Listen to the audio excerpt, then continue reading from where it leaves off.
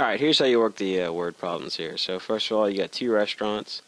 A is 150,000 more than B.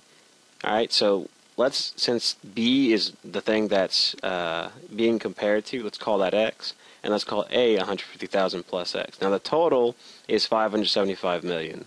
So you take A plus B, add them together, you get 575 million. Big numbers, but it'll be just as easy to deal with as small numbers. So we plug in what our values are. We pull the 150,000 plus X, substitute that for A. The X, we sub that for B.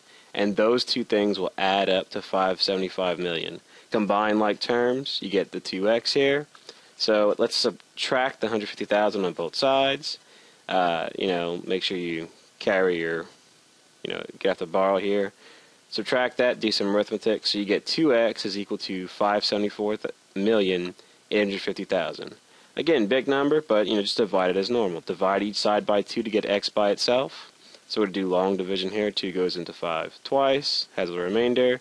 2 goes into 17 8 times, and so on and so forth.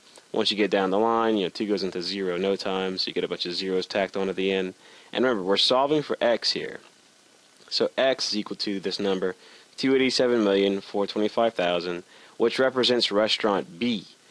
But first, let's find for A so we can plug that into our answer. So, well, to get A, I add 150,000 plus the x. I already know what x is. X is 287,425,000. Add 150,000 to that, you get 287,575,000. Thing highlighted in yellow, that's your A, and then what's highlighted in blue is your B. So all you're doing is making an equation, you're solving it. So good luck.